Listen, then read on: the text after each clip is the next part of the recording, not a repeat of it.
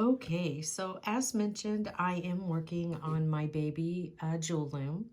So it's half the size of the original jewel loom, and I felt like it would just be most easy to use this loom to show you how to do the rings. So I'm going to turn it over, and I'm working with the Wildfire, the gray color. It's probably going to be really hard to see, but hopefully we get a glimpse of it here. So I'm just going to tie that, and see, there we go. Okay, so now what I'm going to do is I'm going to place the Wildfire in one of the grooves, and then I'm going to flip the loom over, come down here to the bottom, line it up as best as possible. And by the way, I am working from the spool, okay? Now, I'm going to start with the very tiny, really super cool beaded ring that's just nothing but seed beads. I absolutely love that style. And because I'm working with the 11-0s, I'm not going to skip any grooves, okay? And I'm going to be weaving, let's see, five 11-0s. So I'm going to need 6 warps. So it's always one more warp than it is the amount of beads.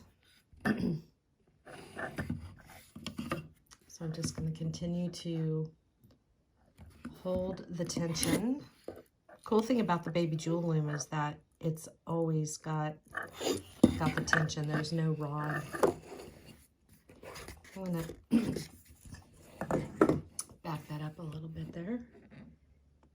And again, I'm just putting the thread into each groove. I'm not skipping any grooves.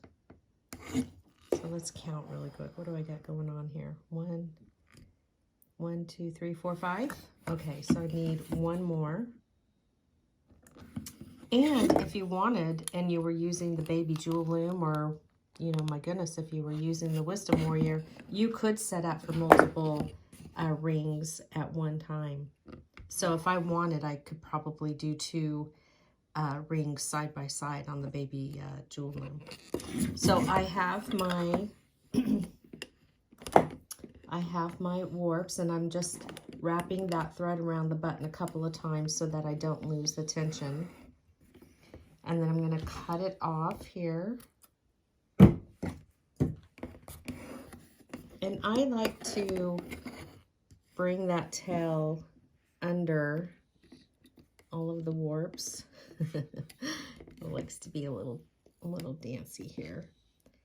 And then I'm just going to, whoops, where'd you go? Come under just to make a knot. So that's all I'm doing. The goal is to, you know, get this knotted.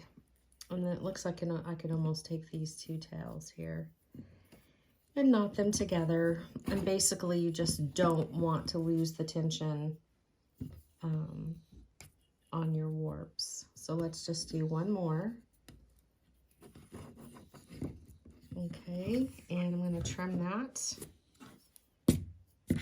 so it's not in the way. I'm going to trim this one too. Oops. Oh, yeah. When you live by the water, you have to take exceptional care of your tools.